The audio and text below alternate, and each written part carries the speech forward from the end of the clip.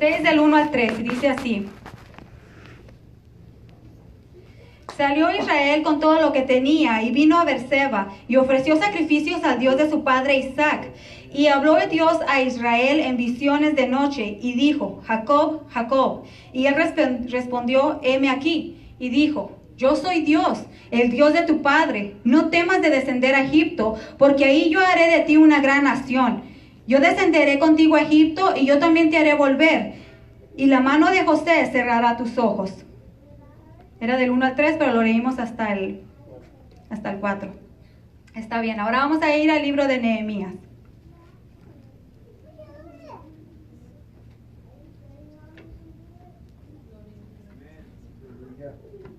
En el libro de Nehemías vamos a estar leyendo en el capítulo 9, vamos a leer el 13, el 22 y el 23. El 13 dice así. Y sobre el monte de Sinaí descendiste y hablaste con ellos desde el cielo, y les diste juicios rectos, leyes verdaderas, y estatutos y mandamientos buenos. El 22 y 23 dice, y les diste reinos y pueblos, y los repartiste por distritos, y poseyeron la tierra de Sehón, la tierra del rey de Hesbón, y la tierra de Og, rey de Basán. Multiplicaste sus hijos como las estrellas del cielo, y los llevaste a la tierra a la cual habías dicho a sus padres que habían de entrar a poseerla. Aleluya, gloria al Señor. Así vamos a venir en palabras de oración. Gracias, Padre bendito, en esta noche, Señor amado. Te damos toda la gloria y toda la honra, Señor amado. En esta hora yo te ruego, Padre, que sea usted tomando, Señor, lugar en este lugar, Señor amado. Sea usted, Señor, ministrando a su pueblo, Señor, por medio de la enseñanza bíblica, Señor amado. Que sea en esta noche, Señor, esta porción bíblica, Señor, una enseñanza para la vida de cada uno de nosotros, Padre amado. También te ruego, Señor, que en esta noche, Padre bendito, sea usted, Señor, ministrando su pueblo, Señor, y su palabra, Señor amado. Sea usted, Padre amado, dando a cada uno, Señor, el entendimiento y la sabiduría, Señor, para entender y comprender tu palabra, Padre bendito, y más principalmente para ponerla por obra, Señor amado. En esta hora yo te ruego, Padre bendito, tu misericordia para con cada uno de nosotros, Señor. Aleluya. Te alabamos, Padre amado, eres exaltado, Señor, eres adorado en este lugar, Señor amado. Alabamos y exaltamos tu nombre porque no hay otro Dios entre nosotros, Señor amado. No hay nadie, Padre bendito, que requiera, Señor amado, y que merezca, Padre bendito, la adoración, Señor, que a ti te damos, Padre, porque tú eres bueno, Señor. Eres grande y misericordioso y te alabamos todos los días, Señor bendito. Alabamos tu nombre, Señor, en el poderoso nombre de Jesús hemos orado, te glorificamos, Señor. Amén. Gracias, Padre. Aleluya, gloria al Señor. Poderoso eres, Señor. Aleluya. Así, hermanos, pueden tomar sus asientos. Gloria a Dios. La clase de esta noche lleva por título Israel, una nación con legislatura divina. Israel tenía un gobierno que se le llama teocracia, que significa es un sistema político en el que los sacerdotes o los príncipes, en calidad de ministros de Dios, ejercen el poder político. O sea que ellos, la teocracia es cuando los sacerdotes ejercen el poder político, cuando las personas que son usadas por el Señor son los que gobiernan al pueblo. Entonces, Israel tenía este tipo de gobierno, tenía teocracia. El objetivo de esta clase dice que es entender las promesas divinas sobre el surgimiento de Israel como una nación. Pues el Padre, ¿verdad? Jehová le da una promesa a Abraham, ¿verdad? De que de él haría una gran descendencia, pero también le dice que haría de él una gran nación. O sea que no iba a ser simplemente un pueblo, no iba a ser nada más un grupo de personas, sino que le promete una gran nación. Siento que este micrófono tiene como mucho volumen. ¿Sí? Tiene mucho volumen. Poderoso eres, Señor. Concientizar, dice, sobre el triunfo de las promesas de Dios frente a la adversidad. Considerar nuestra conducta para con Israel, nación que fue constituida por Dios mismo. Pues la Biblia, ¿verdad?, nos manda a nosotros que nosotros debemos, ¿verdad?, de orar en todo momento por Israel, ¿verdad? Pero incluso hay muchos todavía cristianos que en veces hablan mal de Israel, ¿verdad? O dicen incluso hasta maldiciones en contra de Israel. Y a nosotros se nos ha ordenado por medio de Dios, ¿verdad?, que nosotros, ¿verdad?, tenemos que orar, ¿verdad?, por Israel, ¿verdad? Y bendecir a Israel, ¿verdad? Aleluya. El pensamiento central dice: Israel, como una nación formada milagrosamente por Dios, no solo heredó la tierra prometida, sino un código de leyes singulares dado por el mismo Dios. El texto áureo dice en Génesis 12:3: y haré de ti una gran nación, y haré de ti una nación grande, Cada vez que leo este texto siempre lo digo al revés, una gran nación. Pero dice, y haré de ti una nación grande, y te bendeciré y engrandeceré tu nombre, y serás bendición. Aleluya, gloria al Señor. Aleluya. Dios promete a Abraham hacer de él una gran nación. Según leemos, ¿verdad? Aquí en Génesis 12:1 dice, pero Jehová había dicho a Abraham, vete de tu tierra y de tu parentela y de la casa de tu padre a la tierra que te mostraré, y haré de ti una nación grande, y te bendeciré y engrandeceré tu nombre, y serás bendición. Dios habla al padre Abraham, ¿verdad? Y le dice, sal de tu tierra y de tu parentela. Y dice que, ¿verdad? Que le habla en Ur de los Caldeos. Y él venía de una parentela, de una familia, ¿verdad? De un lugar que estaba lleno de idolatría, ¿verdad? Mas, sin embargo, Dios le habla a Abraham y Abraham le cree a Dios, ¿verdad? Y dice que viene a ser el padre de la fe por cuanto le creyó al Señor, ¿verdad? Y él sale, ¿verdad? De donde el Señor le estaba diciendo, sal de ahí, ¿verdad? Y sal de tu tierra y de tu parentela, ¿verdad? Y dice que Abraham, ¿verdad? Le creyó al Señor y sale, ¿verdad? Como viendo al invisible sin saber hacia dónde se dirigía. Dice que solamente iba confiando, ¿verdad? En Dios. Y él se dirige hacia una tierra totalmente desconocida. El Señor lo iba guiando y él se dejaba guiar por el Señor, ¿verdad? Y entonces, ¿verdad? Dios prueba al patriarca, ¿verdad? Y le pide que salga de su tierra, y él obedece, ¿verdad? Y hablábamos de que la fe va tomada con las obras, ¿verdad? De la mano con las obras. O sea que Abraham no solamente creyó, sino que también él tomó acción, ¿verdad? Y se encaminó hacia el camino que el Señor le estaba diciendo que se fuera, ¿verdad? Dice, la promesa incluía que Dios haría de Abraham una nación grande. Dios tiene el poder de multiplicar lo poco. Abraham no tenía hijos y ya tenía 75 años cuando la promesa vino a él. Pero Dios se glorifica en la debilidad. Por el significado de la palabra nación, entendemos la dimensión de lo que Dios le prometió.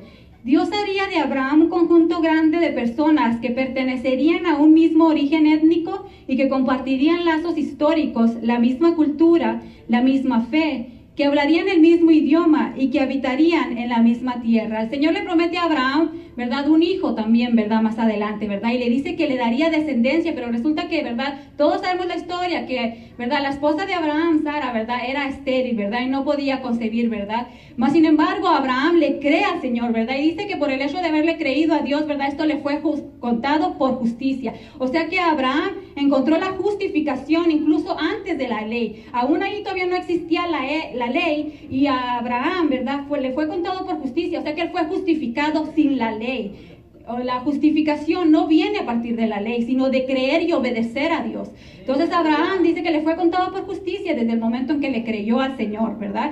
Dice que lo primero, la causa más principal, ¿verdad? Por la que Abraham sería una bendición es porque de su descendencia venía el Mesías, ¿verdad? O sea que la promesa que el Señor estaba haciendo, ¿verdad? De que en Abraham, ¿verdad? Y en su simiente serían, ¿verdad? Benditas todas las familias de la tierra. Era por el hecho de que de la descendencia de Abraham vendría el Mesías, nuestro Señor Jesucristo. Y era ahí donde nace la promesa, ¿verdad? Para que todas las naciones de la tierra vendríamos a encontrar la salvación. O sea que Dios, ¿verdad? Previendo, ¿verdad? Que habría de venir el Mesías por medio de Abraham, ¿verdad? Desde hacía mucho tiempo antes de que existiera la ley, ya Dios estaba pensando en nosotros los gentiles. Él quería traer la salvación a todas las familias de la tierra. Y por medio de Abraham, ¿verdad? Y de su descendiente, ¿verdad? De su simiente, que sería Jesucristo, desde ahí nace la primera, ¿verdad?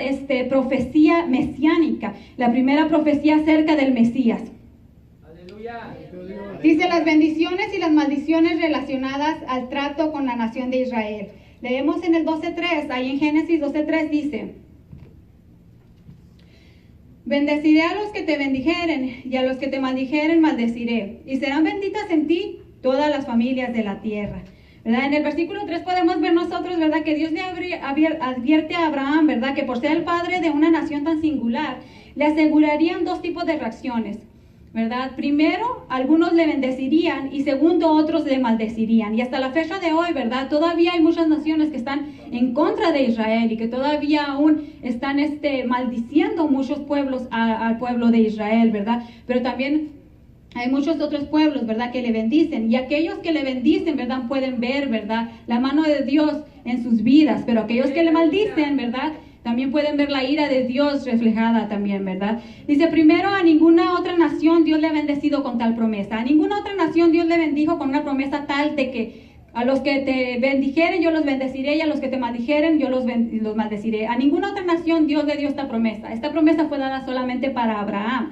Y dice, y se ha hecho notorio cómo los dignatarios que se han manifestado abiertamente contra Israel no han logrado traer estabilidad en sus gobiernos y países, ¿verdad? Y de esto, un ejemplo de esto puede estar también este presidente que ya murió, Hugo Chávez, ¿verdad? No sé si ustedes se recordarán que en una ocasión él dijo, ¿verdad?, que él maldecía al Estado de Israel, ¿verdad?, que él maldecía al país de Israel, ¿verdad?, desde lo más dentro de sus entrañas, ¿verdad? Y de ahí fue que también, desde ahí mismo fue que le nació el cáncer, que lo consumió, ¿verdad? Entonces podemos ver nosotros cuando las personas abiertamente maldicen a Israel, viene la ira de Dios sobre ellos, porque es promesa del Señor, que aquellos que maldicen a Israel, ¿verdad?, traen maldición a su vida. Por eso nosotros siempre debemos de orar por Israel, aunque sí muchas veces usted pueda ver muchas malas noticias acerca de lo que hacen los israelitas. Nuestra obligación en todo momento es orar por ellos, ¿verdad?, y bendecirles. El juzgar a Israel no es parte de nuestro trabajo. Lo que nosotros nos toca es orar y bendecir a Israel. Y de esta manera hay muchas otras naciones que han maldecido a Israel y han visto las consecuencias. La ira de Dios ha venido sobre ellos. Los hijos de Dios debemos tener una buena actitud hacia Israel y actuar en concordancia con la promesa de Dios a Abraham. Debemos amar a Israel y orar por la conversión de los judíos a Cristo, de la manera que Pablo lo hacía, según Romanos 10:1, que dice, hermanos, ciertamente el anhelo de mi corazón y mi oración a Dios por Israel es para salvación. La promesa de Abraham incluye y serán benditas en ti todas las naciones de la tierra. Como lo explica la Biblia de estudio, dice Senda de Vida, ¿verdad? Al comentar este texto, el plan de Dios para Abraham es un proyecto mundial, el cual se extiende a todas las familias de la tierra. Sin duda, esta promesa es una de las grandes profecías de Génesis con referencia a Jesús, la simiente de Abraham, y a la iglesia a la cual se le mandó a ir con el evangelio hasta lo último de la tierra. Patriarca es la palabra griega patriarjes, que significa progenitor, identifica al que es primero en rango político o poder. También significa gobernante o el que le puede regir. Entonces, cuando se le refiere a Abraham como el patriarca, ¿verdad?, se le está refiriendo como al progenitor. Ahora vamos a leer el 15, ahí mismo en Génesis 15, 13 y 14. Aleluya. Gloria a Dios. Gloria a Jesús. Gloria a Dios. Dios.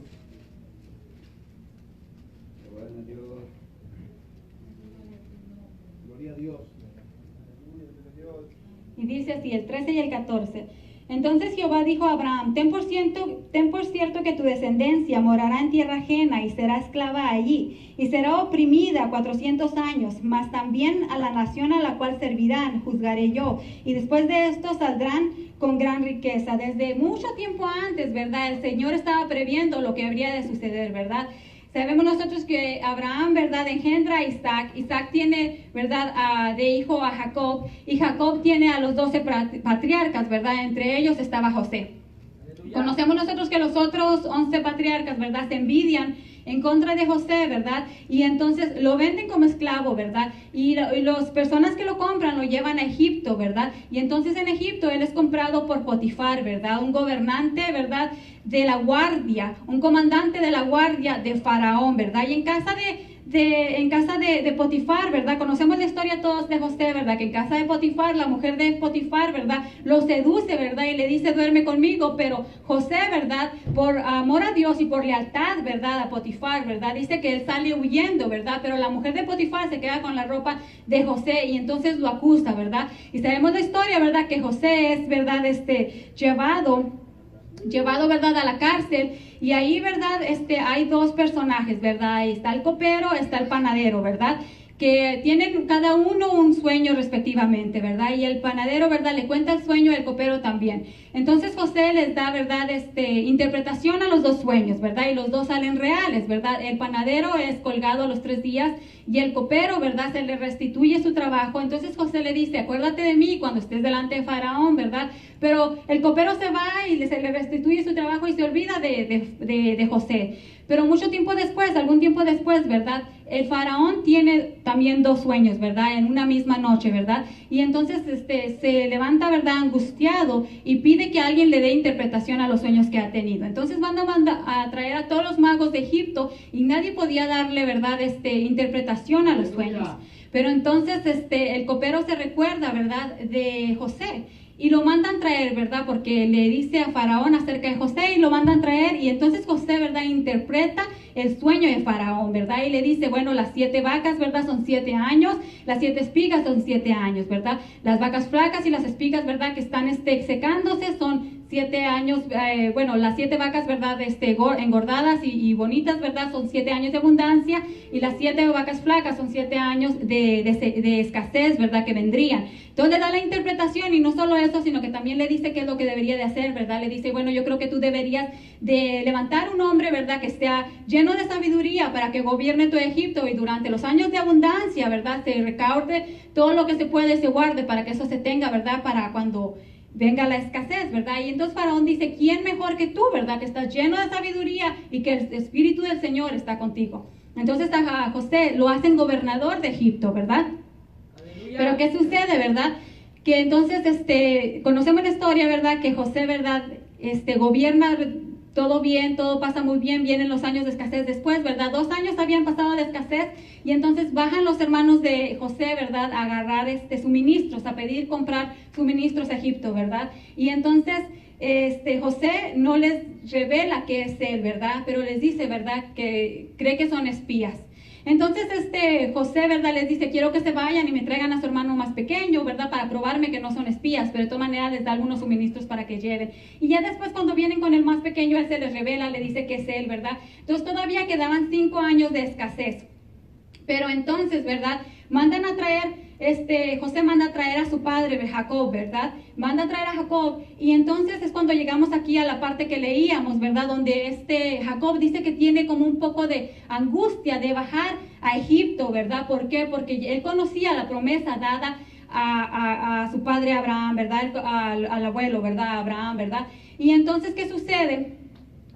Que entonces el Señor le habla, ¿verdad? En un momento a Jacob y le dice, no temas. Le dice, baja ahí y de ahí te daré descendencia. Y entonces ahí en Egipto, cuando viene José, ¿verdad? Dice que con toda la prole, con toda la familia, se trae todas las ovejas y todo lo que tenía, ¿verdad? Encontrarse con su hijo, ¿verdad? A Egipto. Dice que entraron como 75 personas, pero eran un total como de 70 a 75 personas, ¿verdad? Las que entraron. Pero entonces con el tiempo se empezaron a multiplicar. Recordemos que Dios le prometió a Abraham una gran descendencia. Y lo que Abraham vio de esta gran descendencia solamente fue a su hijo Isaac, ¿verdad? Pero de ahí vendría toda la gran descendencia que tenía. Jacob llega como con 75 personas a Egipto, pero de ahí se empiezan a multiplicar y los años comienzan a pasar, ¿verdad? Entonces muere este faraón y hay otros faraones, ¿verdad? ¿Y qué sucede? Que de repente llegamos al tiempo, ¿verdad? En el tiempo de Moisés, ¿verdad? En el que ya el faraón ya era diferente y faraón ya ni siquiera conocía la historia de José. Él ya no sabía que José, ¿verdad? En algún momento había salvado a Egipto de la escasez. Este hebreo había salvado a Egipto de la escasez, sino que ahora, ¿verdad? El faraón ve que este pueblo hebreo, ¿verdad? Está grandísimo, ¿verdad? Hay muchísima gente, las hebreas tenían muchísimos hijos y todos se fortalecían. Entonces empezaban a poner cargas muy pesadas a los hebreos, porque entonces empezaron a tener miedo de que este pueblo está creciendo demasiado, ¿verdad? Entonces nos están, ¿verdad? Tienen más ellos ya que nosotros, ¿verdad? Está haciéndose muy grande. Entonces eso es un peligro, dicen ellos, para el faraón pensaba, esto es un peligro para nosotros, ¿verdad? Entonces, ¿qué sucede? Que le empiezan a poner más cargas y nos empiezan a esclavizar, ¿verdad? El trabajo y todo eso, ¿verdad? Y de ahí conocemos la historia, ¿verdad? Que Moisés vendría, ¿verdad? A rescatar al pueblo. Era un pequeño resumen que les estaba dando, hermanos. Así que dice, ¿verdad? Dice, el nacimiento de una nación tan singular habría de ser con dolor. De la promesa que le hizo Dios a Abraham en Génesis 15:13 aprendemos esto. El Señor anima la fe del patriarca con la expresión ten por cierto. Esta promesa fue pronunciada casi 200 años antes que Jacob entrara a Egipto. Abraham caminó siempre convencido que Dios era poderoso para hacer todo lo que le había prometido. Según Romanos 4, 20 y 21 dice, tampoco dudó por incredulidad de la promesa de Dios, sino que se fortaleció en fe, dando gloria a Dios, plenamente convencido de que era también poderoso para hacer todo lo que le había prometido. O sea que Abraham en ningún momento dudó de Dios. Él en ningún momento dudó de Dios. Él en todo momento estuvo seguro de que él no estaba caminando, ¿verdad?, a lo ciego. Él estaba seguro, ¿verdad?, de que su fe estaba bien depositada en el Señor. Dice, Abraham caminó siempre convencido que Dios era poderoso para hacer todo lo que le había prometido. Nuestra actitud ante las promesas de Dios en Cristo deben de ser también de plena certidumbre, pues se nos llama hijos de Abraham en cuanto a la fe, ¿verdad? Nosotros no somos hijos de Abraham en cuanto a la carne, ¿verdad? Pero somos hijos de Abraham en cuanto a la fe. Aleluya. Dice, Dios anuncia a Abraham en Génesis 15:13 que su descendencia morará en una tierra ajena, ¿verdad? Esto es Egipto, y ahí será oprimida 400 años, ¿verdad? Estemos convencidos de que Dios prevé de antemano las difíciles circunstancias por las que podamos atravesar sus hijos. O sea que Dios le avista, ¿verdad?, a él desde muchísimo tiempo antes de lo que pasaría al pueblo, ¿verdad?, a manos de Egipto, ¿verdad? Y le prevé la situación que iba a suceder, ¿verdad? Igual que muchas veces en nuestras vidas también, Dios nos previene antes, ¿verdad?, acerca de las malas situaciones que pudieran venir en el futuro para que nosotros nos apercibamos, ¿verdad? Dice, pero en cuanto a la maldad de aquellos pueblos paganos, llegará a su colmo, los israelitas saldrían de Egipto a conquistar su tierra y así ejecutar el juicio divino sobre los ocupantes de la tierra prometida. Tengamos presente que los hijos de Dios no estamos exentos de padecer opresión en este mundo, mientras esperamos llegar a nuestra herencia celestial, pero si sufrimos también reinaremos. O sea que esta tierra, ¿verdad?, este pueblo obtuvo lo prometido, pero no sin antes sufrir. Ellos sufrieron, ¿verdad?, a manos de Egipto, ¿verdad? Pero también dice que el Señor le cobraría a Egipto lo que ha hecho con su pueblo, ¿verdad? Así como cuando Egipto, ¿verdad?, el faraón mandó matar a todos los primogénitos, ¿verdad?, de los hebreos, ¿verdad?, y tiñó el mar, ¿verdad?, de sangre con los primogénitos que eran arrojados en el mar. También Dios le cobra después todos los primogénitos a Egipto, ¿verdad? Todos sabemos que Dios también, ¿verdad?, dejó, ¿verdad?, llegar la ira, ¿verdad?, de él sobre Egipto por causa de lo que le habían hecho a Israel, ¿verdad? Y aquí dice que esta es nosotros debemos de saber, ¿verdad?, que nosotros no estamos exentos, ¿verdad? A nosotros se nos ha prometido, ¿verdad?, una vida eterna, ¿verdad? Pero no estamos exentos mientras que estemos en la carne a padecer ¿verdad?, situaciones de aflicción, ¿verdad? No estamos exentos a padecer aflicciones, ¿verdad? Muchas veces hay personas que, ¿verdad?, venden un evangelio, ¿verdad?, de prosperidad, y piensa mucha gente que, oh no, tú para ya de sufrir, ¿verdad? Y que si tú eres cristiano, no, la pobreza, ¿verdad?, es para los que están malditos. Y mucha gente piensa que, si tú eres cristiano no puedes vivir en pobreza, si tú eres cristiano, tienes que andar manejando un carro de lo más nuevo, en tu vida tiene que ser muy exitosa, y se nos olvida, ¿verdad?, que Jesús, ¿verdad?, no tenía ni dónde reposar su cabeza, dice la Biblia, ¿verdad? Pero esto no significa también, ¿verdad?, que nosotros tengamos una mentalidad, ¿verdad?, de que, bueno, ahorita nos vamos a ir debajo de un puente, ¿verdad?, porque Jesús no tenía dónde reposar su cabeza. No, nosotros tenemos que vivir, ¿verdad?, conforme, ¿verdad?, conforme a nuestras habilidades, ¿verdad?, pero también alabando a Dios en todo momento, ¿verdad? Tampoco tener una mentalidad, ¿verdad?, de que nosotros no somos nada, porque recordemos que nosotros somos hijos de un Dios, ¿verdad? Somos hijos del Dios viviente. Entonces, ¿verdad?, nosotros tenemos que tener una idea equilibrada de quiénes somos nosotros, ¿verdad? Ni tampoco dados a tirarnos al piso, a decir que no somos nada, porque somos hijos del Rey, pero tampoco a querer vivir una vida de prosperidad y decir, ¿verdad?, que estamos exentos a las aflicciones porque somos hijos de un Rey, ¿verdad? Mire cómo es este pueblo, ¿verdad?, que para poder llegar a la tierra prometida tuvieron que pasar con mucho dolor, ¿verdad? Y nosotros para poder llegar a aquel lugar que el Señor nos tiene reservado, vamos a pasar por aflicciones también. Pero dice 2 de Timoteo 2:12, dice, si sufrimos, también reinaremos con Él. Si le negáramos, Él también nos negará. Así que si nosotros sufrimos, aquí podemos tener algo seguro, que mientras nosotros podamos tener muchas aflicciones aquí, llegará el día en que vamos a estar nosotros reinando juntamente con el Señor. Y ese galardón que nos espera, ¿verdad?, es más que suficiente para nosotros motivarnos a seguir adelante peleando la buena batalla, a pesar de las aflicciones que puedan venir a nuestra vida. Ninguna aflicción es demasiado fuerte para que nosotros abandonemos el camino, ni tampoco nada, ¿verdad?, ninguna prosperidad debe de ser demasiado grande tampoco para que nosotros abandonemos el camino del Señor, porque muchas veces hay personas que les llega alguna aflicción y con eso se paran, dejan de seguir al Señor, pero también hay a quienes les llega prosperidad y con eso también los aparta del Señor. Nosotros, sea que tengamos o sea que no tengamos nada, debemos de seguir al Señor. Aleluya, gloria a Dios. Dice en el versículo 14, Dios entrega a Abraham dos promesas. Primero, que a la nación a la cual su descendencia habría de servir, él mismo la juzgaría, o sea, Egipto. La mala conducta de los malvados para con el pueblo de Dios siempre tendrá una retribución justa de parte del Señor. Por eso, no debemos vengarnos nosotros mismos, sino dejar lugar a su ira, pues de él es la venganza. Según Romanos 12:19 dice, no os venguéis vosotros mismos, amados míos, sino dejad lugar a la ira de Dios, porque escrito está, mía es la venganza, yo pagaré, dice el Señor. O sea que nos quiere enseñar, ¿verdad? Que así como el Señor peleó la batalla de Israel, ¿verdad? Y vengó a su pueblo, ¿verdad? De manos de Egipto, y Él tomó la venganza en sus manos. Así nosotros también debemos de aprender a dejar la venganza en manos del Señor. Aquellos que nos vituperan, aquellos que nos afligen, aquellos que nos hacen mal, ¿verdad? Nosotros oremos por ellos y el Señor les dará su justa retribución en su momento. Aleluya. La segunda promesa era que después de aquel juicio, su generación saldría de Egipto con gran riqueza, a su debido tiempo. Él envió 10 plagas sobre todo Egipto y Faraón tuvo que dejar ir libre a los hijos de Israel. Fueron libres de la muerte a través de la sangre del Cordero de la Pascua y salieron en libertad con gran riqueza, como Dios lo había dicho al patriarca. El Cordero de la Pascua era tipo de Cristo, nuestro Salvador, por cuya sangre somos libres de la esclavitud del pecado y participamos de las riquezas eternas de nuestro Señor. Aleluya, gloria al Señor. Ahora vamos a pasar a Nehemías, al libro de Nehemías. Qué bueno, Jesús. Aleluya, gloria al Señor. Vamos a ir a Nehemías, vamos a leer el 46 del 1 al 3.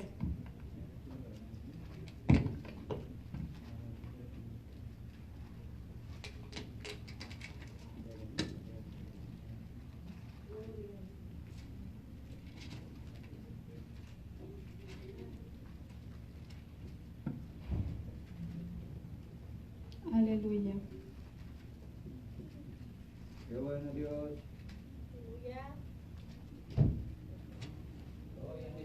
Vamos a ir a Génesis. Génesis 46. Nehemías no llega hasta el 46. Ya estaba sudando. Aleluya. Se me está escondiendo, dije yo. Génesis 46 del 1 al 3.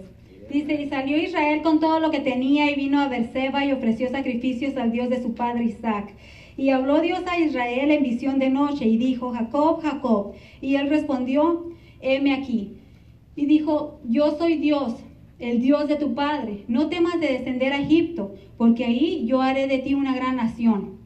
Ya aquí llegamos hasta, se recuerdan en el resumen, ¿verdad? Hablamos acerca de Abraham, de Isaac, de Jacob, ¿verdad? De sus hijos, ¿verdad? Que José es llevado, ¿verdad? Entonces ya estamos aquí en esta parte, ¿verdad? En la que José se revela a sus hermanos diciéndoles, ¿verdad? Que él es José, el hermano que ellos vendieron por esclavo y ahora él es el gobernador de todo Egipto, ¿verdad? Y entonces manda a traer a su padre, ¿verdad? Con todo lo que tenía. Y dice la Biblia que venía con la prole, venía con las ovejas, venía con todo lo que tenía, que eran como 75 personas, ¿verdad?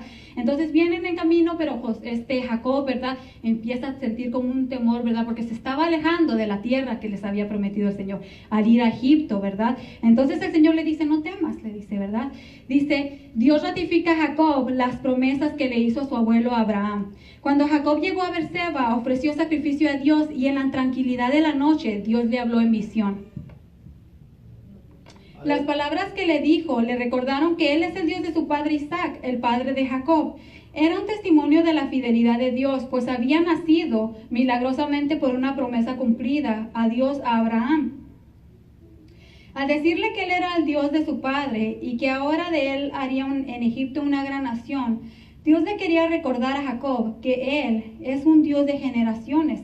Debemos aprender que las promesas de Dios perduran y pueden atravesar generaciones hasta que se cumplan a su debido tiempo.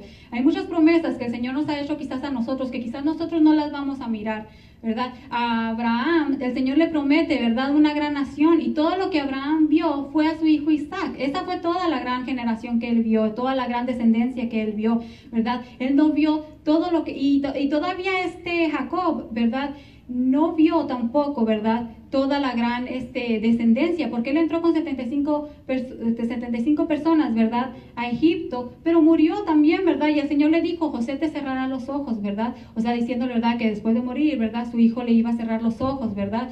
Y sucede, ¿verdad? Que Jacob pide, ¿verdad? Que lo lleven a enterrar donde estaban sus padres, ¿verdad? Entonces Jacob tampoco miró la promesa, ¿verdad? Y luego, ¿qué sucede, verdad? Que Moisés después se levanta como el libertador, pero tampoco alcanza, ¿verdad? A entrar a la tierra prometida, ¿verdad? Por diferentes razones, ¿verdad? Moisés solamente alcanza a divisarla de lejos, pero no puede entrar a la tierra prometida. O sea que muchas veces hay promesas que nosotros quizás no vamos a mirar, promesas hechas a nuestra familia que quizás nosotros no las vamos a ver, pero nuestros, ¿verdad? Descendientes quizás la vayan a mirar, ¿verdad? Aleluya. Así Gloria a Jesús. Gloria a Dios. dice, Egipto era el lugar designado para que de Jacob Dios hiciera una gran nación. Las condiciones estaban preparadas ahí. Dios habría de proveer la tierra de Gosén como la morada de Jacob y de sus hijos ganaderos. Ahora, entre el versículo 3 y 4, Dios se menciona a sí mismo 4 veces con la palabra yo. Con ello le anuncia que la nación será la hechura suya. Ahí yo haré de ti una gran nación. Esta es una de las razones por las que la nación de Israel se ha hecho fuerte a través de los siglos. En realidad, lo que Dios edifica permanece. Imagínese usted que entrando entre 70 y 75 personas, ¿verdad? Y de ahí empieza a crecer, ¿verdad? De número la nación de Israel, ¿verdad? Y Dios hace esta gran nación que tantos pueblos han tratado de dominarla, pero ninguno ha podido, ¿verdad?, exterminar por completo a la nación de Israel. Solamente Hitler se aproxima que él exterminó un total de 6 millones de judíos durante el tiempo, ¿verdad?, que se hizo lo de que le llaman el holocausto, ¿verdad? Entonces solamente él exterminó aproximadamente 6 millones de judíos, ¿verdad? Pero ni aún así todos los pueblos que han tratado, ¿verdad?, de oprimir, de dominar, ¿verdad?, a Israel no han podido terminar con él. Y solamente comenzó esa nación, ¿verdad?, con 75 personas. Pero el Señor es fuerte y poderoso para hacer de lo pequeño algo abundante, dice, ¿verdad? Dice, ahora sí vamos a ir al libro de Nehemías. Gloria a Dios. Aleluya. Santo eres, Señor. Gloria a Dios. Nehemías 9.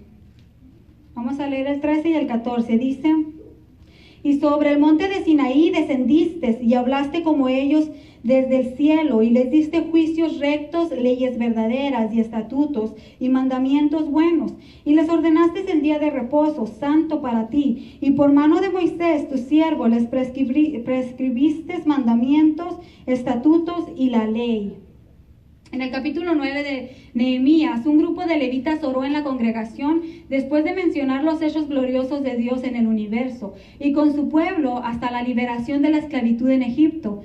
Los versículos 13 y 14 hablan de las leyes que Dios dio a la nación. Miremos aquí algunas enseñanzas muy valiosas. Así como Dios había llamado a Abraham para salir a recibir la herencia prometida, así como él mismo había descendido con Jacob a Egipto, ahora el Señor desciende sobre el monte Sinaí, habla con los israelitas y les da leyes que habrían de guiarles como nación. Nuestra actitud de respeto por la nación judía debe estar siempre vinculada con una conducta reverente ante el Dios de Israel. Él es quien creó a Jacob y quien formó a Israel. Según Isaías 43:3, dice, ahora así dice Jehová, creador tuyo, oh Jacob, y formador tuyo, oh Israel, no temas porque yo te redimí, te puse nombre, mío eres tú. El Señor mismo crea la nación de Israel y de ahí nace una nación, ¿verdad?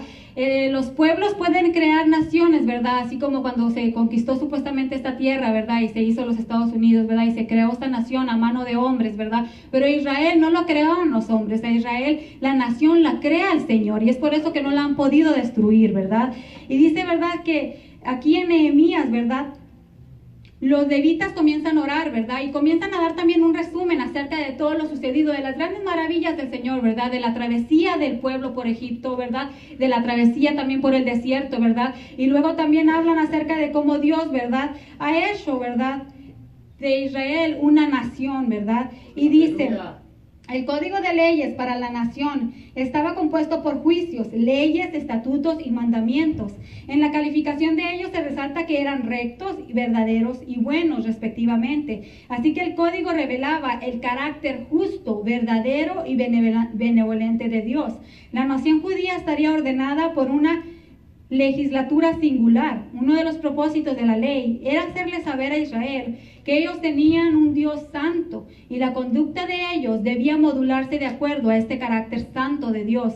Aunque nosotros estamos en la gracia de Jesucristo, todavía la demanda de vivir en santidad está en pie. Debemos ser santos en toda nuestra manera de vivir. Aleluya. Y esto porque nuestro Dios es santo. Dice en 1 Pedro 1:15, sino como aquel que os llamó es santo, sed también vosotros santos en toda vuestra manera de vivir. Gloria a Entonces Dios. el Señor le da, ¿verdad?, a Israel, ¿verdad?, leyes. Y con esto lo que estaba haciendo el Señor era darle identidad a este pueblo. Porque recordemos que el Señor saca a Israel, ¿verdad?, de Egipto, ¿verdad? Y lo que sucede que Israel era que una turba de esclavos que venían huyendo, ¿verdad? Y el Señor lo que quería hacer era darle identidad a Egipto, ¿verdad? Y le da una identidad, ¿verdad?, por medio de que le da leyes, estatutos, ¿verdad?, y mandamientos, ¿verdad? Y estos mandamientos también son los que nos dan a nosotros identidad como pueblo de Dios, ¿verdad? Porque muchas veces nosotros pudiéramos pensar que lo que nosotros nos identifica como pueblo de Dios es la manera en la que nos vestimos, o la manera en la que hablamos, ¿verdad? Que decimos siervo, sierva, ¿verdad? Gloria a Dios, aleluya, ¿verdad? Fuego pentecostal y todas las frases que utilizamos, ¿verdad? Y pensamos que eso es lo que a nosotros nos da identidad, ¿verdad? Y que nos pueden identificar allá afuera por estas cosas. Y no, lo que le da identidad al cristiano es que siga los mandamientos del Señor. Aleluya. Eso es lo que le da identidad a un pueblo, al pueblo de Dios, que siga los mandamientos del Señor, ¿verdad? Porque puede ser que usted, ¿verdad?, que cualquiera de nosotros, ¿verdad?, vistamos y hablemos, ¿verdad?, como creyentes, pero el día que, ¿verdad?, que sucede que de repente alguien es abusado sexualmente, queda embarazada y la hermana va a abortar. ¿Por qué? Porque siente que es su derecho. ¿Y dónde están los mandamientos del Señor? ¿Verdad? Entonces lo que a nosotros nos define no es realmente la manera en la que hablamos, en la manera en la que vestimos, sí es muy importante, pero lo que nos define realmente es que nosotros cumplamos y obedezcamos los mandamientos del Señor. Pero muchas veces nosotros cumplimos solamente con lo exterior, y el mandamiento del Señor, ¿dónde queda? Cuando se nos llega la prueba, cuando se nos llega la aflicción, cuando es momento de aplicar los mandamientos del Señor, la obediencia a Cristo, ¿dónde queda? La obediencia. Aleluya, gloria a Dios. Y lo que a nosotros nos da identidad como pueblo de Dios es obedecer los mandamientos del Señor. Eso es lo que a nosotros nos da identidad. Y era lo que el Señor quería hacer con el pueblo de Israel, esta turba de esclavos que venían huyendo de Egipto. Les estaba dando Él identidad, ¿verdad? Al darle todo esto, ¿verdad? Traje preparado aquí también, solo que la letra está muy pequeña. No pude escribir la más grande que pudiera caber. Vamos a leer Levítico 18. Gloria a Jesús. Gloria a Dios. Aleluya. Vamos a leer Gálatas, pero vamos a estar paseándonos por Levítico también. Bueno, vamos a leer el propósito de la ley. ¿Cuál era el propósito de la ley? Gálatas 3:19 dice, entonces, ¿para qué sirve la ley? Fue añadida a causa de las transgresiones, hasta que viniese la simiente, a quien fue hecha la promesa y fue ordenada por medio de ángeles en manos de un mediador. O sea que la ley fue ¿para qué? Fue añadida a causa de las transgresiones, ¿verdad? Pero iba a parar en cuanto viniera la simiente, que iba a ser Jesucristo, ¿verdad? Pero el propósito de la ley era, ¿verdad?, enseñarnos a nosotros, ¿verdad?, las transgresiones. Porque ¿qué sucede, verdad? Que hablábamos en clases anteriores también, ¿verdad? Que ya tuvimos 2 clases acerca de esto y decíamos nosotros, ¿verdad? Si nosotros vamos siempre por un camino, ¿verdad? Y nosotros siempre corremos este camino y allá enfrente, ¿verdad? Hay digamos que esta es una carretera y aquí también hay otro pase, ¿verdad? O sea, para que pasen otros carros con un stop, ¿verdad? Pero no está el stop, está la carretera y hay otra, no sé cómo se le llama, la carretera y otra entrada para los carros para que caminen por ahí también, ¿verdad? Entonces usted siempre pasa por ahí, pero como no hay stop, usted nunca se para, ¿verdad? Entonces, ¿qué sucede, verdad? Que de repente usted mira un stop y usted dice, bueno, me tengo que parar porque está el stop ahí, ¿verdad? Entonces, la ley les fue dada así. Ellos, muchas de las cosas que se hacían en el pasado, ¿verdad? Por eso usted va a leer cosas como que tomó a su hija por mujer, ¿verdad? Y le odió a su hermana, ¿verdad? Y se casaban entre hermanos y se casaban entre primos. ¿Por qué? Porque no existía la ley, no había un alto ahí, ¿verdad? Entonces, ¿qué sucede? La ley les viene a ser dadas para que ellos conozcan que eso es transgresión, ¿verdad? Entonces, muchas veces hay cosas que la gente no sabía que eso era malo, ¿verdad? Y por ejemplo, ¿verdad? Muchas veces nosotros pudiéramos llegar a pensar, ¿verdad? Bueno, es que Por ejemplo, a mí no se me hubiera ocurrido tal cosa, decíamos en una clase anterior, ¿verdad? Porque aquí en Levíticos, ¿verdad? Donde habla acerca de los actos de inmoralidad que ya son prohibidos a partir de la ley, ¿verdad? Dice en Levíticos 18:9, dice, la desnudez de tu hermana, hija de tu padre o hija de tu madre, nacida en casa o nacida fuera, su desnudez no descubrirás, ¿verdad? Y luego el 17 dice, la desnudez de la mujer y de su hija no descubrirás.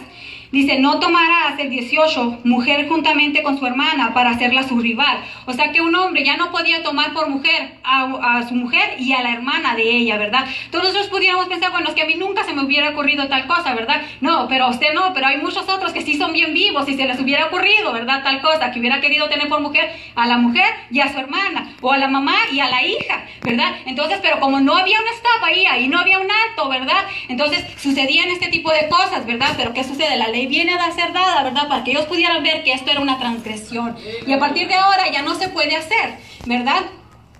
Entonces para eso era, ¿verdad? Para enseñarles, ¿verdad? Que esto no estaba bien y a Dios no le agradaba, ¿verdad? Entonces aquí en la pizarra, ¿verdad? Tenemos Éxodo 20. Vamos a Éxodo 20. Tenemos los mandamientos en Éxodo 20. Y es lo que tenemos en la pizarra. No sé si lo alcanzarán a leer. Pero vamos a ver, ahí se los voy a ir explicando. Dice los mandamientos, ¿verdad?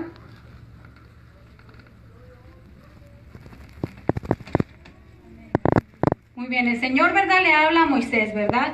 Y Moisés sube, ¿verdad? Al monte, y ahí es donde el Señor le da la ley a Moisés, ¿verdad? Y era un lugar tan, ¿verdad? Era algo tan crítico y tan, ¿verdad?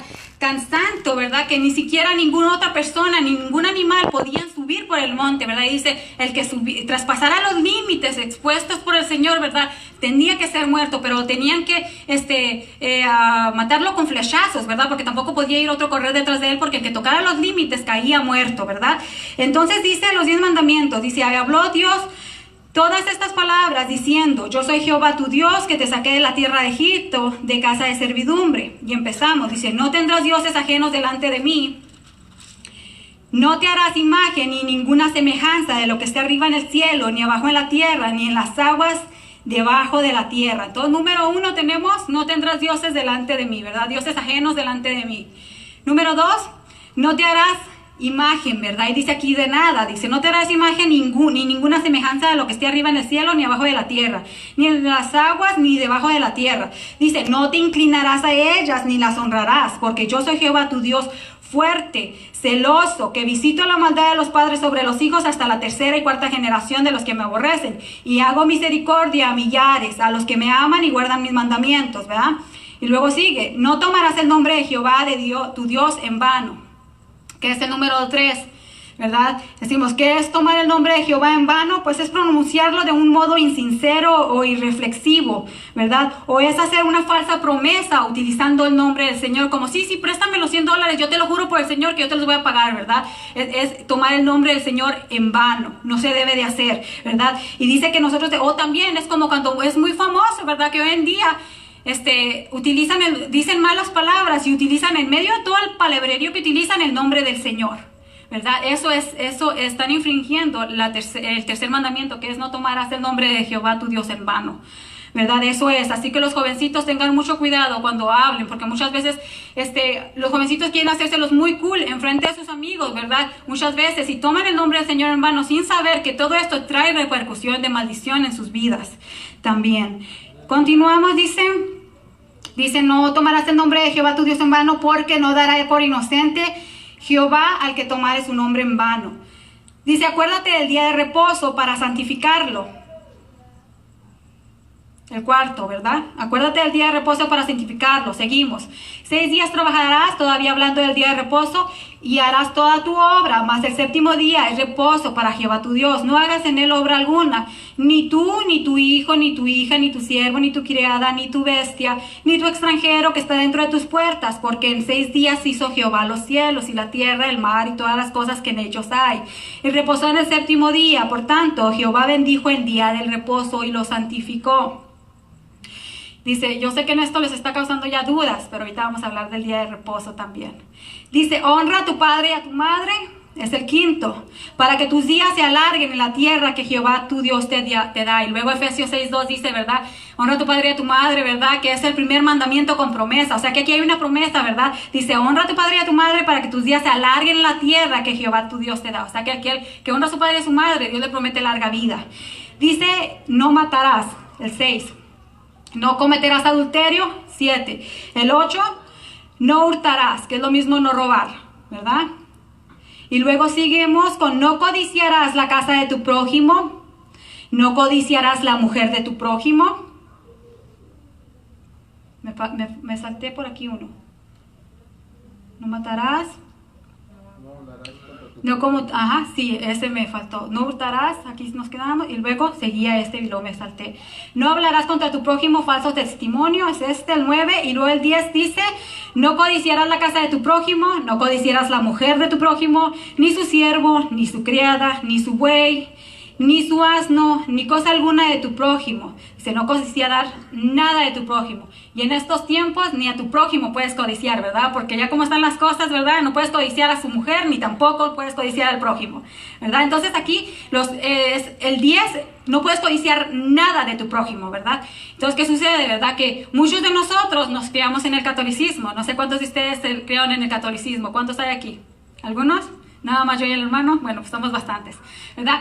Tal vez muchas veces cuando, ¿verdad? De repente, cuando leíamos en Éxodo 20 todo esto, y luego yo dije, mi cabeza estaba pensando, bueno, ¿qué pasó aquí? Yo fui al catecismo y me aprendí todos los 10 mandamientos, ¿verdad? Y cómo así que no, decía yo, no encuentro porque no están bien enumerados, ¿verdad? En el catecismo se nos enseñaron así. Número 1, amarás a Dios sobre todas las cosas. El 2 fue eliminado, que es no te harás imagen, ¿verdad? Aquí hicieron una eliminación, ¿verdad? Había este sacerdote llamado San Agustín que quiso hacer, ¿verdad? Un tipo de ajuste, ¿verdad? Y nosotros entendemos por qué hicieron el ajuste, ¿verdad? Porque no le pueden enseñar a los niños, no te harás imagen, ¿verdad? De nada de lo creado, y luego después decir, síganme, vamos a adorar esta imagen que está aquí, ¿verdad? Vamos a darle ¿verdad? Veneración a esta imagen, ¿verdad? Entonces, amarás a Dios sobre todas las cosas, número 1. El 2 fue eliminado. Entonces ya el 2 quedó como no tomarás su santo nombre en vano. El 3, santificará las fiestas. Cuando la Éxodo dice que es, acuérdate del día de reposo. Santificará las fiestas es el 3. El 4, honra a tu padre y a tu madre. 5, no matarás. 6, no cometerás adulterio. 7, no hurtarás. 8, no levantarás falso testimonio. El 9, no desearás a la mujer de tu prójimo. Y aquí sucede algo bien gracioso, ¿verdad? Porque como eliminaron uno, ¿verdad? Y tenían que hacer que la cosa les cuadrara, ¿verdad? Entonces, ¿qué vamos a hacer? ¿Qué hicieron ellos? ¿Qué vamos a hacer? Bueno, pues dividieron el número 10, ¿verdad? El número 10 dice, no codiciarás la casa de tu prójimo, y es todo uno solo. O sea que no puedes codiciar nada de tu prójimo. Ese es el mandamiento número 10.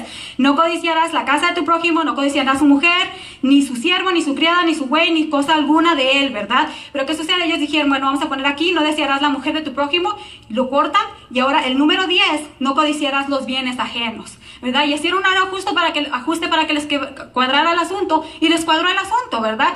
Porque así es como los enseñan, ¿verdad? Y mucha gente no se pregunta, ¿por qué los 10 mandamientos enseñados en el catecismo están diferentes que en Éxodo 20? Y muchas veces nosotros venimos, ¿verdad?, de la iglesia tradicional y seguimos teniendo la idea de que el número 1 es amarás a Dios sobre todas las cosas, y todavía me lo sé de esta manera. ¿Y por qué no me cuadra con Éxodo 20, verdad? Porque están ajustados de una manera diferente. ¿Para qué? Para satisfacer la idolatría que hay en la iglesia, ¿verdad? Entonces, bueno, quería hacer esa aclaración, ¿verdad? Aleluya. Entonces hablábamos de que los mandamientos a nosotros nos dan identidad como el pueblo, ¿verdad? Como pueblo de Dios. Y el hecho de que nosotros sigamos los mandamientos tal y como están escritos en Éxodo 20 nos dan identidad a nosotros. ¿Por qué? Porque ahora ellos, ¿verdad? Como ellos tenían prohibidos hacerse imágenes, ¿verdad? Ellos venían de los pueblos de los egipcios, ¿verdad? Y Abraham venía de los, ¿verdad? Toda la generación, ¿verdad? Venía de pueblos, ¿verdad? Que eran idólatras, ¿verdad? Y ahora Dios les prohíbe hacerse imágenes, ¿verdad? Ahora les está dando identidad al pueblo, ¿verdad? Y nosotros, ¿verdad? No tener imágenes aquí colgando de los techos, ¿verdad? De las paredes, nos da a nosotros identidad de hijos de Dios. Somos el pueblo de Dios. Seguimos los mandamientos tal y como están escritos, ¿verdad? Entonces a nosotros eso nos da también identidad, ¿verdad? Y luego sucede, ¿verdad? Que Dios les da, no solamente les da, ¿verdad?, estas leyes, ¿verdad?, que son los 10 mandamientos. A esto los 10 mandamientos se les llamó, ya son los 10 mandamientos, pero son leyes morales o conductuales. O sea que les enseñan a las personas cómo conducirse, ¿verdad? Y cómo llevar una vida de moralidad. Entonces estos mandamientos, ¿verdad?, no solamente los siguen casi se siguen alrededor de todo el mundo, ¿verdad? ¿Por qué? Porque son buenos para la raza humana, ¿verdad? Ningún país quiere que en su país, ¿verdad?, se mate, o que se mate a la gente, ¿verdad?, o que se robe, ¿verdad? Son cosas, ¿verdad?, que no se permiten, son cosas morales, ¿verdad?, que están casi como en la ética del ser humano, ¿verdad? Todos los gobiernos tienen cosas, ¿verdad? Las leyes, ¿verdad?, son reforzadas por estos mandamientos, o estos mandamientos, ¿verdad?, refuerzan también las leyes, ¿verdad? Entonces, no, pero estas leyes del Éxodo 20, ¿verdad?, los mandamientos no eran las únicas leyes que les fueron dadas ahí, ¿verdad?, sino que les dieron también leyes ceremoniales, ¿verdad? Y que tenían, las leyes ceremoniales tenían que ver con todo lo religioso, con los rituales ceremoniales, ¿verdad?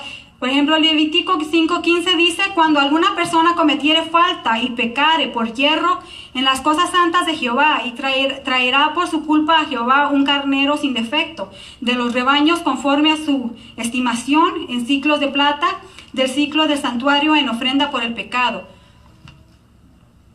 Y luego pues vemos nosotros que había mucho tipo de ofrendas, ¿verdad? Que tenían que traer una tórtola, un palomo, una oveja, un buey, un becerro, dependiendo del pecado, ¿verdad? Entonces esas eran las leyes, ¿verdad?, ceremoniales, ¿verdad? Y luego se les enseñó cómo debía de seguirse estas ceremonias, cómo se deberían de hacer estos rituales, ¿verdad? Había una manera específica en la que se debería de matar al animal, ¿verdad?, que se debía de degollar. Había un ritual completo de cómo se debía seguir, y estas eran las leyes ceremoniales, ¿verdad?, que eran normas religiosas, y también se les enseñaba, ¿verdad?, acerca de guardar ciertas fiestas, ¿verdad?, como las fiestas solemnes, ¿verdad?, de la expiación, del Pentecostés, la de la cosecha, la de la ofrenda mecida, ¿verdad? Y también se les enseñó, ¿verdad?, quiénes podían ser sacerdotes, cómo debían vestir los sacerdotes, ¿verdad?, y cómo debían de ofrecer el incienso, ¿verdad? Y luego vemos más adelante, ¿verdad?, ahí mismo en Génesis, donde estábamos, ¿verdad?, por ahí en Levíticos, perdón, en Levíticos 10, vemos como, ¿verdad?, el pecado, dice el pecado de Nabat y Abiú, ¿verdad?,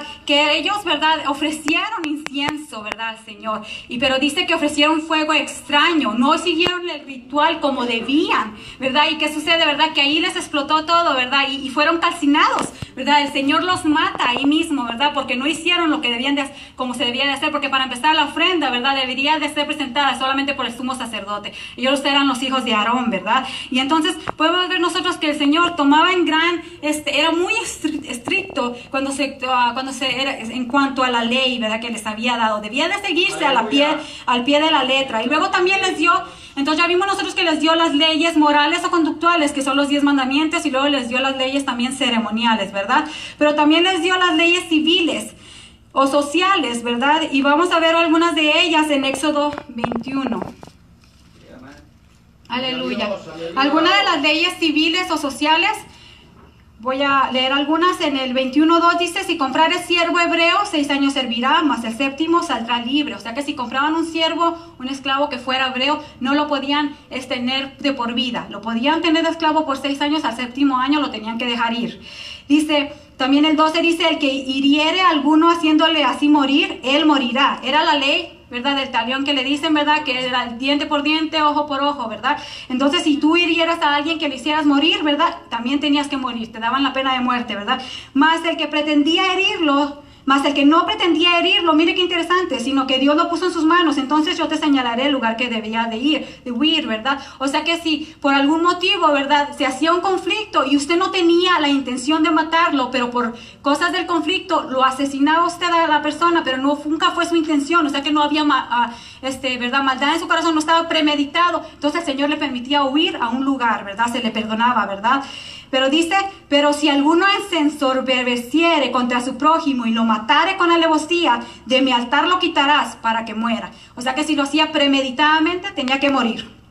Dice el 17: igualmente al que maldijera a su padre o a su madre, morirá. ¿Se fija usted cómo Dios le pone gran, ¿verdad?, énfasis al hecho de que los hijos deben de ser, ¿verdad?, obedientes con los padres en todo momento, ¿verdad? Y dice también, cuando leíamos en una de las clases que teníamos de las anteriores, de las series anteriores, ¿verdad?, que veíamos que una de las características de los hombres malvados de estos días iba a ser esta, que los hijos, ¿verdad?, serían desobedientes contra los padres. Entonces nosotros sabríamos que estamos ahora en los tiempos finales, en los tiempos peligrosos. ¿Por qué? Porque los hijos se voltearían contra los padres, ¿verdad? Aleluya. Dios pone gran énfasis en eso. Y luego vemos en el 28, ahí mismo en el 21-28 dice: si un buey Esto me parece bien interesante. Dice, si un buey acorneara a hombre o a mujer, a causa de ello muriere, el buey será apedreado. Y no será comida su carne, mas el dueño del buey será absuelto. Pero si el buey fuera acorneador desde hace tiempo atrás, y a su dueño se le hubiera notificado y no lo hubiese guardado, y matare a hombre o mujer, el buey será apedreado y también morirá su dueño. ¿Sabe por qué? Por irresponsable, ¿verdad? Por negligente. Porque dice, o sea, que si el buey de la persona, ¿verdad? Si el toro de la persona corneara a una persona, un hombre o una mujer, o lo que fuera, y lo matara, ¿verdad? Pues pobrecito del dueño, ¿qué culpa tiene que el toro haya cornado a alguien, ¿verdad? Bueno, van a matar al toro y su carne no va a ser comida, pero va a ser perdonada a la persona. Pero si esto ya hubiera pasado antes y ya se le hubiera notificado a él, y él de irresponsable y negligente suelta al toro para que corne a cuando pueda, ahora va a ser asesinado, va a ser matado el toro y también el dueño, ¿verdad? ¿Para qué? Para que quitar a esta gente irresponsable en medio del pueblo, dijo el Señor, ¿verdad? Era bien interesante las leyes que se les habían dado, y fueron muchísimas las leyes que se les dieron, ¿verdad? Ahí en el 25 dice, cuando prestares dinero a uno de mi pueblo, al pobre que esté contigo, no te portarás con él como logrero, ni le impondrás usura. Usura son como los comúnmente que les llamamos nosotros réditos o intereses, o creces que le llaman, ¿verdad? Les prohibía al Señor que ibas a prestar dinero a uno de los tuyos, no les cobres intereses, ¿verdad? Igual en el pueblo del Señor, ¿verdad? A tus hermanos, no es agradable que se le cobren intereses, que quieras sacar ventaja de tus propios hermanos. Era lo que quería evitar el Señor, ¿verdad? Y luego, pues leímos estas, ¿verdad? ¿Dónde nos quedamos? Vamos en las normas, ¿verdad? En las leyes civiles o sociales, ¿verdad? Pero entonces vemos mire esta, de Deuteronomio 23:13 dice, tendrás también entre tus armas una estaca, y cuando estuvieres allá afuera, acabarás con ella, y luego al volverte cubrirás tu excremento. O sea que decía la ley que todas las personas debían de entre sus ¿verdad? Utensilios traer una estaquita, un palito de madera, ¿verdad? Y cuando usted fuera allá afuera a hacer sus necesidades, usted debía de hacer un hoyo y tapar sus necesidades, ¿verdad? Y luego les da una explicación después del por qué. Les dice, porque el Espíritu de Jehová, ¿verdad? Se pasea por el campamento, ¿verdad? Y no quería, ¿verdad? Que hubiera suciedad donde pastaba el Espíritu del Señor, ¿verdad? Y eso nos deja saber a nosotros cuán importante es la limpieza dentro de la casa del Señor, ¿verdad? Muchas veces estamos nosotros aquí en el altar, ¿verdad? Y agarramos un chorro de estos cositos, nos limpiamos la cara, los ojos, ¿verdad? Lloramos y luego ponemos toda esa suciedad en el altar del Señor. No, debemos de mantener el altar del Señor en todo momento en limpieza, porque al Señor le agrada que vivamos en la limpieza, ¿verdad? Entonces, estas leyes ya no se validan en estos días, ¿verdad? Y ahorita vamos a ver el por qué, pero nos dejan ver el corazón del Señor, de lo que a Dios le agrada, ¿verdad? Entonces no podemos nosotros tampoco creer por eso dice que no podemos nosotros querer seguir la ley, porque imagínese, si usted quiere cumplir la ley, entonces tendría que venir con su Biblia, ¿verdad? Y con su estaca también.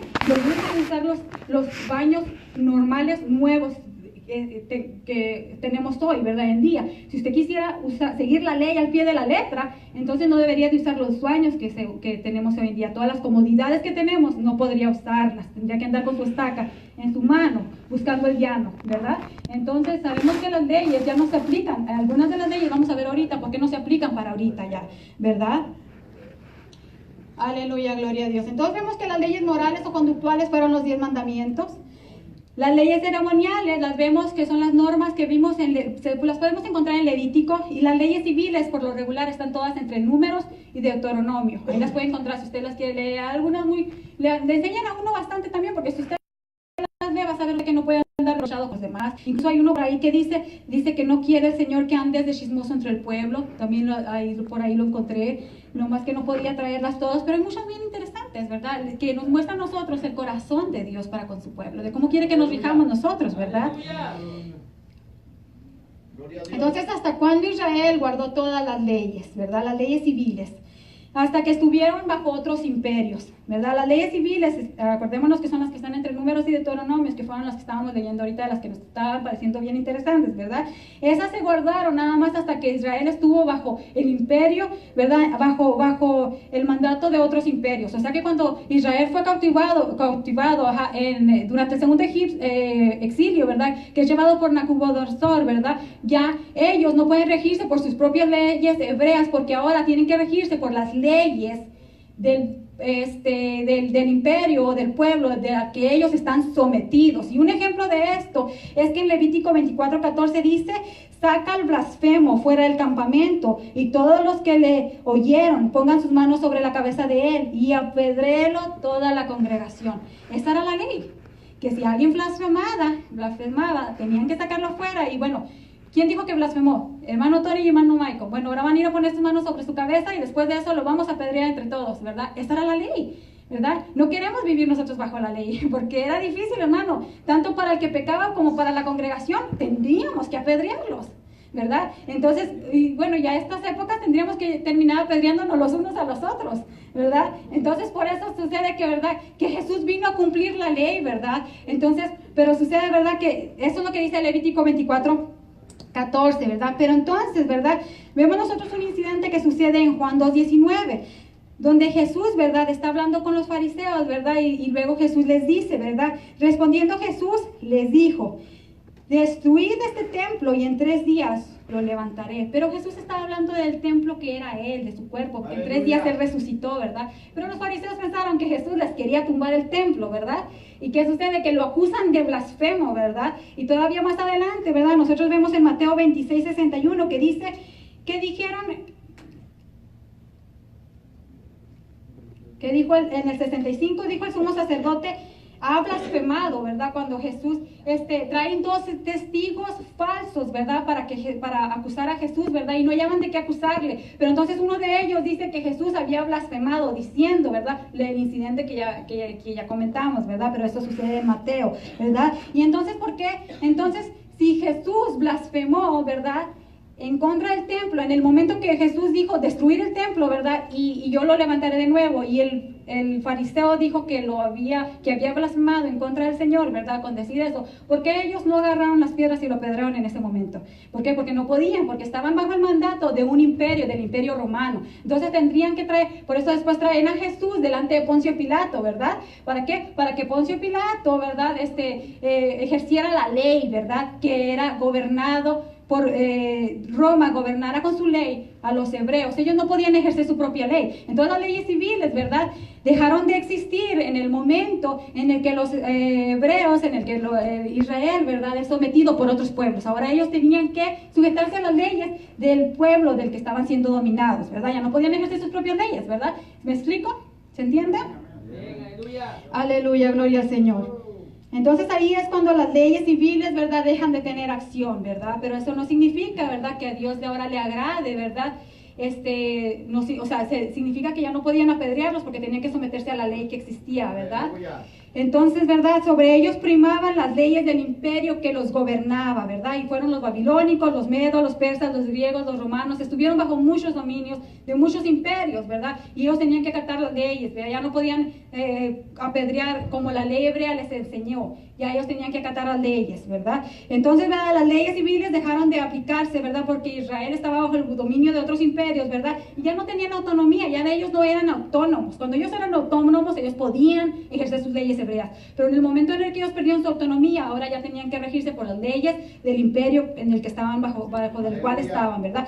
Las leyes ceremoniales, ¿verdad? Los sacrificios, el mecer el incienso, la expiación, las ofrendas, ¿verdad? Todas las leyes ceremoniales tenían un solo propósito, y ese propósito era señalar a Jesucristo. Todas las leyes ceremoniales tenían el propósito de mostrar a Jesucristo, de apuntar hacia Jesucristo. Entonces todas esas leyes fueron cumplidas en el sacrificio de Jesucristo. Entonces ahora ya nosotros no tenemos necesidad de traer un becerro, ¿verdad? Y de ofrecer una ofrenda al Señor, porque ya todo eso fue cumplido y fue cumplido a la perfección. Imagínense que cuando hacían la ofrenda, ¿verdad? El becerro, ¿verdad? Era sacado del campamento, ¿verdad? Y de la misma manera nuestro Señor fue sacado de la ciudad cuando iba a ser ofrecido, ¿verdad?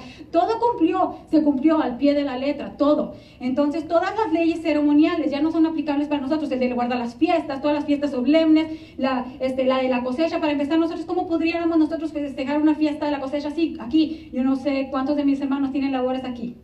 Ninguno, ¿verdad? Ninguno de nosotros cosechamos. Ya nosotros, esas leyes no son para nosotros, ¿verdad? Entonces esas leyes fueron cumplidas, las leyes ceremoniales fueron cumplidas en su plenitud en Jesucristo. Y Jesucristo dijo, consumado es, ¿verdad? Y desde ese momento las leyes ceremoniales dejaron de existir, y ¿verdad? Ya no. Ahora todos los sacrificios, ¿verdad? Si nosotros quisiéramos hacer un sacrificio de un ternero al Señor, estaríamos nosotros, ¿qué? Estaríamos insultando la sangre de Cristo. Ya no hay mayor sacrificio que el sacrificio que Jesucristo hizo en la cruz del Calvario, ¿verdad? Entonces ya dijimos, ¿verdad? Aleluya, gloria al Señor, que las leyes civiles, ¿verdad? Solamente operaron mientras ellos tenían autonomía y dejaron de operarse en el momento que eran regidos por las leyes de otro gobierno. Entonces las leyes ceremoniales, ¿verdad? Fueron consumadas en Jesucristo. Bueno, pues entonces, ¿cuáles son ahora las leyes que priman, ¿verdad? ¿Cuáles leyes sí nos quedaron, pues? Bueno, las leyes morales o conductuales, que son los 10 mandamientos, ¿verdad? Jesús habló sobre ellas, ¿verdad? Y de esas, ¿cuáles son las que permanecen? Vamos a leer Mateo 22. Gloria a Jesús. Aleluya. Gloria a Dios.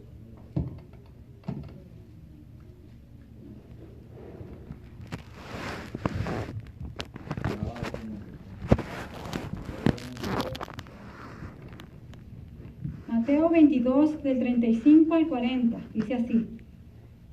El gran mandamiento. Entonces los fariseos, oyendo que había hecho callar a los saduceos, se juntaron a una.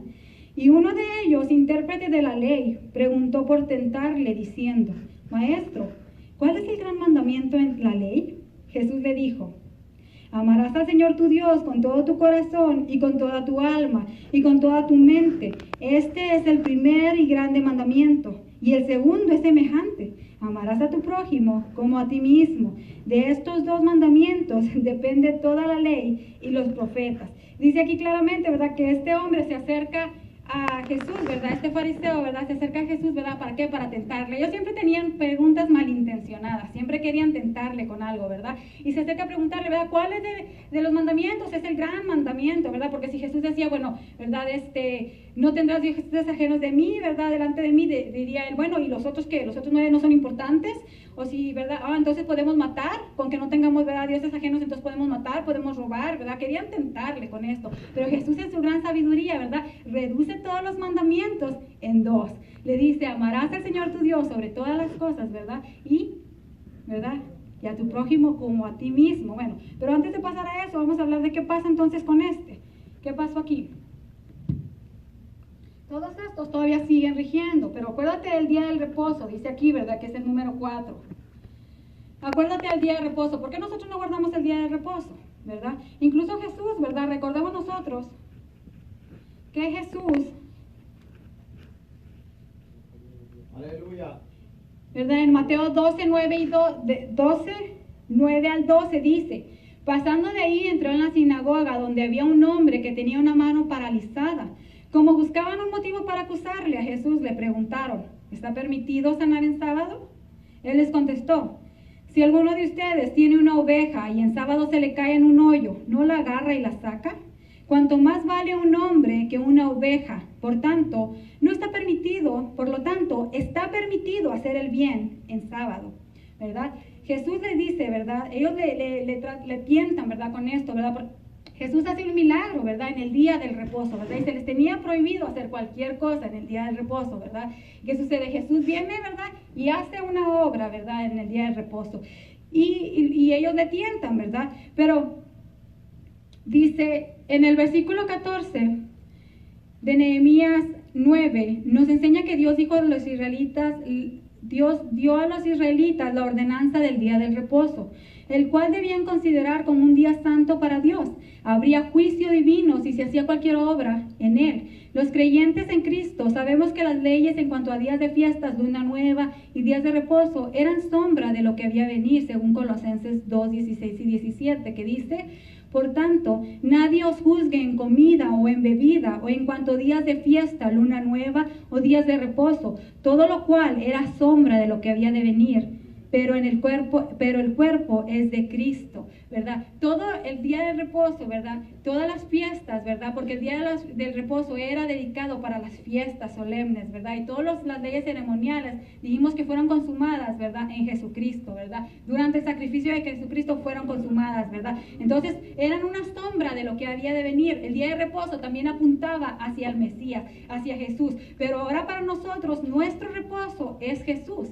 Ahora nosotros podemos descansar en Jesucristo, ¿verdad? Nosotros no necesitamos un día, nosotros tenemos todos los días para confiar en Él, reposar en Él, recaer sobre Él, ¿verdad? Entonces para nosotros el día de reposo no es ya un día, sino la persona de Jesucristo, ¿verdad? Entonces por eso que nosotros no guardamos el día de reposo, porque para nosotros el día de reposo es la persona de Jesucristo y nosotros reposamos en Él. Ahora, si nosotros no aprendemos a dejar soltar, si no aprendemos a descansar en el Señor, ¿verdad? Entonces estamos pecando en contra de Él, ¿verdad? Porque entonces no estamos guardando el reposo que debemos de guardar en Jesucristo, ¿verdad? Debemos de aprender a dejarlo todo en manos del Señor, ¿verdad? Aprender a descansar en Él. Nuestro reposo es Él, ¿verdad? Nuestra relación con Dios no está edificada sobre la ley, sino sobre la gracia de Jesucristo, cuyo beneficio se recibe por la fe. Los creyentes en Cristo hemos reposado de nuestras obras para siempre.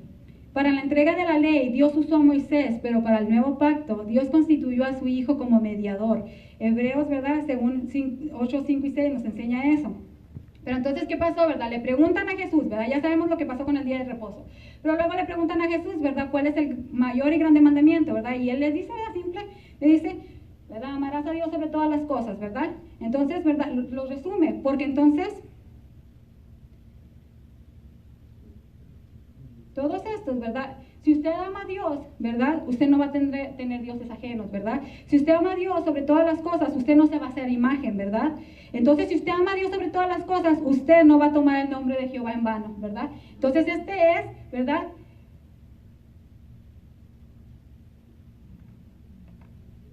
Amarás a Dios, dijo Jesús, ¿verdad? Aleluya. Aleluya. Sobre todo. Y luego dijo, ¿verdad? Y amarás a tu prójimo como a ti mismo, ¿verdad? Entonces, si usted ama a su prójimo, ¿verdad? Pues usted va a honrar a su padre y a su madre, ¿verdad? Porque si usted ama a su prójimo, usted va a amar a su mamá y a su papá y lo va a respetar, ¿verdad? Pero si usted ama a su prójimo, ¿verdad? Si usted ama a su prójimo, usted no lo va a matar, ¿verdad? Y si usted ama a su prójimo, usted no va a cometer adulterio en contra de su pareja, ¿verdad? Si usted ama a su prójimo, usted no lo roba, ¿verdad? Y si usted ama a su prójimo, pues usted no habla falso testimonio, ¿verdad? En contra de su prójimo, ¿verdad? Entonces amarás a tu prójimo. Pero luego también dijo Él, ¿cómo qué? Como a ti mismo, ¿verdad? Y si usted se ama a sí mismo, ¿verdad? Usted no codicia nada de su prójimo, porque usted entonces, porque ¿qué sucede? Cuando codiciar lo del prójimo es envidia, ¿verdad? Entonces usted hágale cuenta que usted se está haciendo más pequeño, nada más. Bueno, yo quisiera ser como él, ¿verdad? Porque él tiene esto, mira a su mujer, mira a sus hijos, mira a su casa, mira a sus bueyes, mira a sus, ¿verdad? Sus animales, ¿verdad? Entonces, ¿qué sucede, verdad? Que usted está destruyéndose a sí mismo, ¿verdad? Haciéndose más pequeño, ¿verdad? Entonces usted no se está amando a sí mismo, ¿verdad? No tiene usted debe de tener, ¿verdad? El concepto, ¿verdad? Sano que debe tener de usted mismo, como la Biblia nos enseña, ¿verdad? Entonces, si usted, ¿verdad? Se ama a sí mismo, ¿verdad? Usted no codicia nada de su prójimo tampoco, ¿verdad?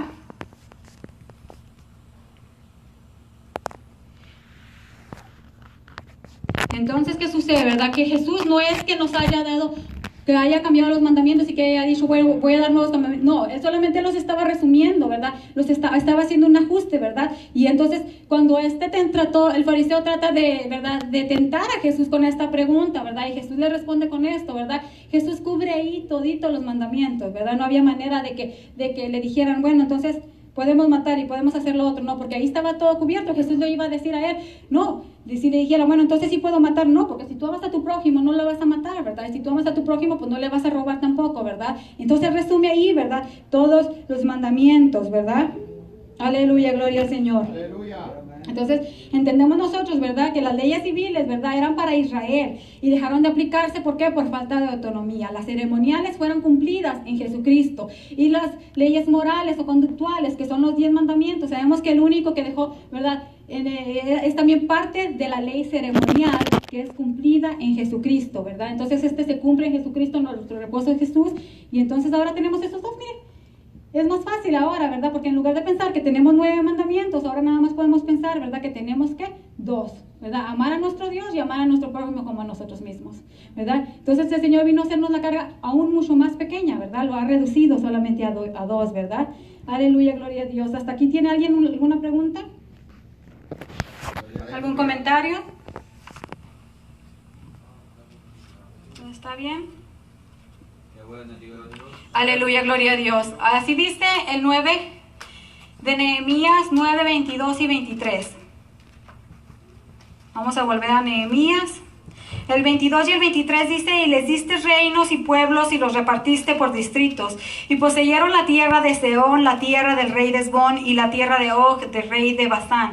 Multiplicaste sus hijos como las estrellas de los cielos, y los llevaste a la tierra a la cual les habías dicho a sus padres que habían de entrar a poseerla. Dios cumple su palabra, ¿verdad? La promesa que había hecho a Abraham, ¿verdad? Le había dicho: mira, sal afuera y mira las estrellas del cielo, mira si las puedes contar, así de grande, ¿verdad?, será tu descendencia. Y entonces aquí se puede ver cumplida, ¿verdad?, la promesa que Dios le había hecho a Abraham, ¿verdad? Y entonces Dios crea Él mismo esta gran nación, ¿verdad?, y le da identidad, ¿verdad? Y ahora ellos, ¿verdad?, están, ¿verdad?, ya ahora sí ocupando la tierra, ¿verdad?, y poseyendo la tierra que se les había prometido. Y dice en Nehemías 9 también se menciona el establecimiento de Israel como nación en la tierra prometida. En el versículo 22 se testifica que el Señor les dio a los israelitas pueblos y reinos. Primero les dio los reinos del lado oriental del Jordán, la tierra del Sehón, esto es Hesbón, y la de Og de Basán. Luego les dio toda la tierra de Canaán. De aquí aprendemos, para la ocupación de estos pueblos y reinos, Israel tuvo que combatir en las guerras, pero en realidad Dios era quien peleaba por ellos. Las victorias de Israel eran las victorias del Señor. Nosotros debemos pelear la buena batalla de la fe, pero a la vez estar confiados de que Dios es quien nos lleva siempre de triunfo en triunfo. Aleluya. Segunda de Corintios 2:14 dice: mas a Dios gracias, el cual nos lleva siempre de triunfo en triunfo en Cristo Jesús, y por medio de nosotros manifiesta en todo lugar el olor de su conocimiento. Aleluya. Aleluya, gloria al Señor. Nosotros también debemos, al igual que el pueblo de Israel, ¿verdad?, que permitía que el Señor peleara las batallas por él, ¿verdad? Así debemos nosotros de permitir que el Señor pelee la batalla también por nosotros, ¿verdad? Dice en el versículo 23 se testifica sobre cómo los israelitas fueron multiplicados. En Egipto Faraón quiso exterminar a los varones hebreos, pero Dios preservó la vida de ellos en aquella ocasión y multiplicó luego a sus hijos en el desierto. Aquí se compara tal multiplicación con las incontables estrellas del cielo. Ello ha sido hasta hoy el cumplimiento de lo que el Señor le prometió a Abraham en Génesis 22:17. Debemos asumir una actitud y una conducta respetuosa para con la nación judía, al considerar cómo Dios ha cumplido para con ella sus fieles promesas. Dios dio a ese pueblo la tierra prometida, porque Él tiene el poder para dirigir los acontecimientos de modo que se constituyan en el cumplimiento de sus promesas. Ello debe incentivar en nosotros una actitud de fe y de reverencia hacia la verdad divina. Aleluya, gloria al Señor. Y ya llegamos al fin, hermanos. Así que antes de leer el resumen general, no sé si alguien quisiera opinar. Gloria a Dios. ¿Alguien le gustaría opinar? ¿Alguien tiene algún comentario, alguna pregunta? ¿No? Qué bueno, Jesús. Muy bien, entonces pasamos al resumen general que dice: en la historia del trato divino con Abraham para la formación de la nación hebrea se comprueba que Dios puede comprometerse a cumplir sus palabras. Aunque humanamente las promesas divinas parezcan difíciles de lograr, la fidelidad de Dios hará posible su cumplimiento. Dios prometió a Abraham hacer de él una nación grande, y esa promesa se comenzó a cumplir cuando el pueblo de Israel estuvo en Egipto por más de 4 siglos. Así que las circunstancias difíciles no ponen en riesgo el cumplimiento de las promesas de Dios.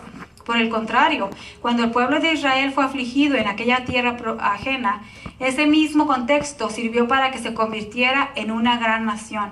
Dentro de las promesas de Abraham estaba aquella que anunciaba protección. Los que le bendijeren serían benditos y los que le maldijeren serían malditos. Dios ha cumplido al pie de la letra esta promesa. Los cristianos debemos recordar que la salvación viene de los judíos según Juan 4:22 y no debemos mostrar jactancia con el hecho que ellos han sido endurecidos. O sea, en otras palabras, nosotros tenemos que tener cuidado de cómo nosotros hablamos acerca de la tierra de Israel, acerca de cómo nosotros nos referimos a ellos, ¿verdad? Tengamos mucho cuidado de no alzar alguna maldición en contra de ellos, porque sabemos que el Señor, ¿verdad?, ha dado esa promesa de que Él bendecirá a los que le bendijeren y también maldecirá a los que les maldijeren, ¿verdad? Así, hermanos, espero que hayamos podido aprender algo de la clase de hoy, ¿verdad? Gloria a Dios. Y les agradezco su atención, hermano, que el Señor les bendiga y sigámonos gozando el tiempo con mi hermano pastor. Aleluya.